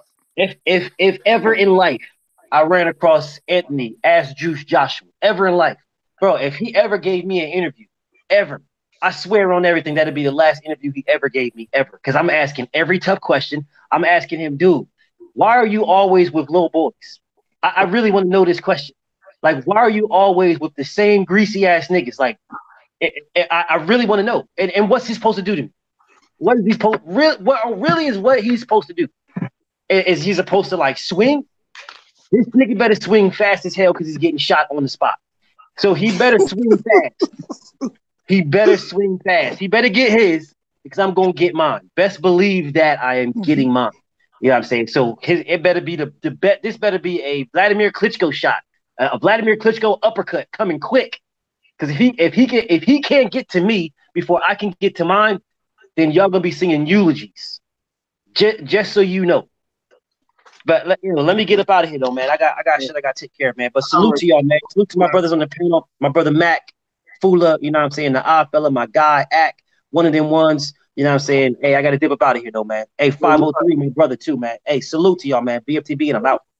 We about to close it out. And who is Battle Hub? Hey, salute to Battle Hub. I can't see your name. I don't even know your email address, Battle Hub. But we about to get ready and close it out. Hey, I appreciate you coming to the chat, man. Subscribe to the channel. And come back next time. You know, you keep coming in. We might talk to you about that because I don't know you, homie. But anyway, we getting ready to close the show out, man. I want y'all to make sure y'all take that same energy to Cali and Off for None. You know, they both going on right now. So, you know, it's prime time. 78 not on tonight. But take that energy to Fanon International. You know, hey, retro boxing and documentaries say you want that nigga dead. No, man, you ain't gonna do it like that. But yeah, we're gonna take it over to Fanon International. So, hey, one of the ones, let me get your last words, my brother. Yep. Oh shit, that's Battle Rifle. I knew it was Battle Rifle, Battle Hub, Battle Rifle, huh? Yeah, I felt the same way, but you know, we've got a new brand. But yeah, go ahead. One of the yeah, salute to the chat. I've been in and out, but yeah, big up all you lot in the chat that come through and supports the channel. If you haven't subscribed to my man Stay Ready already, make sure you hit that subscribe button. Salute to everyone on the panel, the one and only Odd Fella. It's always good to hear you, my brother. Legendary Top Cat had to duck out with Rough House, but salute to them man there. Full of sports. Hold tight your uncle in Clerkenwell or Chadwell in the east, in London. You know what I mean? Yeah, we call him the ghost, you know what I mean? Because he's listening to the thing, but we don't see him. So hold tight your uncle. Of course, at Reacher, salute. BFTB, salute. And of course, Stay Ready. Oh, you know what I mean? Really? Already. I mean, I've seen those straps, man, and I know, you know what I mean? If a boy try to test Stay Ready, boy, you know what I mean? You best. Some Call of Duty shit gonna happen. Yeah, Stay Ready's got. My man's got lasers and flipping torches and scopes and infrared scopes and night vision scopes on the side, and he's got a blue colored barrel in a perfectly pristine case and all of that, bruh. That's why I even saw a shotgun in a drawer under the table, man. This guy. Hey, don't get this fool rated now. Don't get this fool rated now. Oh no, it's legal here. Oh, okay. I'm actually going to go purchase me a silencer this weekend. All right, I'm just gonna be quiet then. Some battlefield stuff, man. That's you know. Armageddon type stuff. So you don't know when I come to Texas, the first person I'm checking is Stay Ready. Stay Ready 503 and Legendary. You know what I'm saying? Because I ain't come to no Texas without checking in. Fuck all that. You know what I'm saying? But anyway, let me not hold up the mic, man. It's one of them ones. Make sure you like, share, and subscribe. Salute to everyone on the panel. Salute to me as well, man. Come check me out. I'll drop some videos and all of that. And yeah, I'm out. Peace. Peace. All right, fella, let me get some last words. And y'all know we got Eddie Hearn and Barry Hearn in the building. What's up with the cocksuckers? Appreciate you for coming checking me out. Hey, make sure y'all smash that subscribe button and hit the like button since you're in here. Hey, go ahead, fella. Yeah, salute to Mushroom Boxing in the chat. I mean, definitely salute to all the panel. I always love chopping it up with the brothers. It's always a good time. You know what I mean? Around 6 o'clock Eastern time for me. You know, dig. So salute to Foolish Sports. You know what I mean? Foolish Sports. Act Reacher 45, as well as my guy One of the Ones out in UK. You know, dig. The other half with the Houston Hard Hitters. 503 Lion. You know what I mean? Salute to Rough House Boxing and Legendary Top Cats. Y'all go check out they got an interview, you know what I mean, on a pop, and they about to upload, I think, you know what I mean? So y'all go check that out. Also check my debate out that I just did earlier on this afternoon. Me and Lawrence Williams was debating the lineal welterweight status, you know, dig. So that was a decent little debate me and him had earlier on this afternoon. Go subscribe to Lawrence Williams. Also, BFTB carried it on with his lineal talk on his channel. So salute to BFTB. You know what I mean? The livest grave digger, the livest YouTube undertaker. You know what I mean? Wrecking all those trolls, putting them 6 feet under. You know what I mean? Salute to BFTB. And of course to you, Stay Ready always, you know what I mean, showing me love and supporting, you know what I mean, whether it's on YouTube or even off YouTube on IG and whatnot. I appreciate that. You know what I mean? And I look forward to continue working with you and whatnot. Salute. Yeah, salute always, bro. I'm so love no matter what. We in this together, man. We all going together. Fuller, let me get some last words. All right, man. Thanks for having me on again. You know, I appreciate it very much. Shout outs to everybody on the panel. You know, it's all love here. It's all brothers, basically chopping it up. Shout out to, of course, the LDBC. Shout out to all the major cities, them Texas boys in Houston, Dallas, New York, Harlem, Brooklyn, Bed-Stuy, of course, Philly, North Philly, South Philly, and London, of course. And for the female watching in London, I'm coming this summer to tap that ass, so be ready for it. And that's all I got. This nigga here. Hey man, Cuatro Cinco, my little shooter at Greacher. Let me get some last words, bro. Appreciate you inviting me on the panel, Mac. Shout out to Fula, our fella, one of them ones. My man 503. Shoot, I mean, Top Cat, Rough House. You know, man, we just growing, man.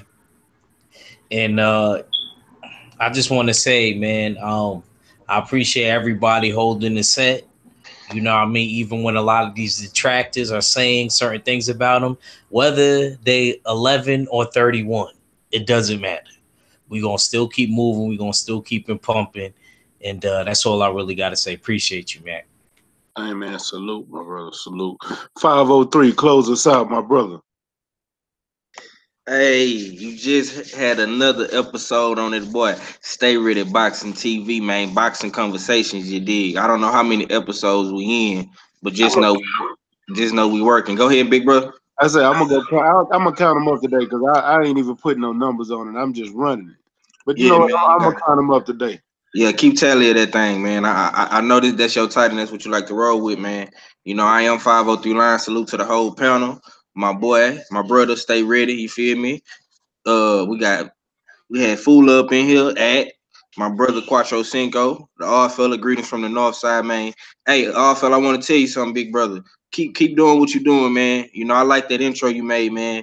You might fuck around and be goddamn me producer around this motherfucker. You understand? So keep that thing going. Salute to Canada, man. You heard? And my boy, one of the ones, South London, man. Keep doing your thing. Your channel growing, baby. I see you out there working. You know what I'm saying? Making backdoor pages and stuff. You know, y'all subscribe to one of the ones, man. Subscribe to me, 503 Line, man. I be going live every day now. You know what I'm saying? With some of my brothers. You know, I'm gonna be shooting them links out tomorrow. So just stay tuned, man. Help me get to 400. Goddamn, be shit. You understand? The Houston Hard Hitters is in effect though. Salute to my boy, legendary Top Cats. You know, he had to get off the panel, but he was putting in some work as always. Him and Roughhouse, I am that boy Box, the usual suspects. You know what I'm saying? You know, tune in tomorrow, man. This is Tank Week. We will be talking about Tank all week. You feel me? So just stay tuned for that. We're gonna be getting into some more debates about Tank. You feel me? And who he should fight next. You know what I'm saying? But yeah, man. H time for real. Houston Hard Hitters in effect, baby. Tune in tomorrow. We be right back at you with another one. Right back. In there like swimwear without the chin hair. Rocking like a cutoff stocking. You know what I'm talking about? You know what I'm talking about? I appreciate everybody that came through and support. Man, go subscribe to everybody on the panel. Let's get one of the ones over 100 subs. Let's get 503 over 200. I mean, over 400 subs. Let's get RFL over 200. Let's get Act Reach over 200. Man, we working, we grinding. Let's do this for the home team, man. This is the community we love with love and support. So let's put it out there and go subscribe to these brothers, man. Hey, I'm almost at 500. Let's get me over that 500 mark. Let's put in work for everybody. Let's get everybody to the, so they can monetize their channel before YouTube start bullshit. You know. And salute to everybody, man. I just appreciate everybody coming through, rocking with me, and being up for your boy. Cause we got some changes coming. I'll talk more about it later on this week. I got to see them and make sure everything is going like it's going. But we're gonna talk about it. And I appreciate y'all rocking with us and the LDBC. Shout out to the whole LDBC. Shout out to New Media. Shout out to Black Media Row, because we're grinding and working in this thing. Oh, shit. Oh, yeah, I didn't get to somebody go. just rang the doorbell. Yeah, I'm trying to see what's going on. But yeah, shout out to the whole LDBC. Shout out to New Media and Black Media Row. Y'all make sure y'all smash that like and subscribe button and hit that bell icon so you can stay updated to my new content when it drops. And y'all already know what it is. It's your boy Matt with StayReadyBoxingTV. You ain't got to get ready if you stay ready. One. Peace. Peace.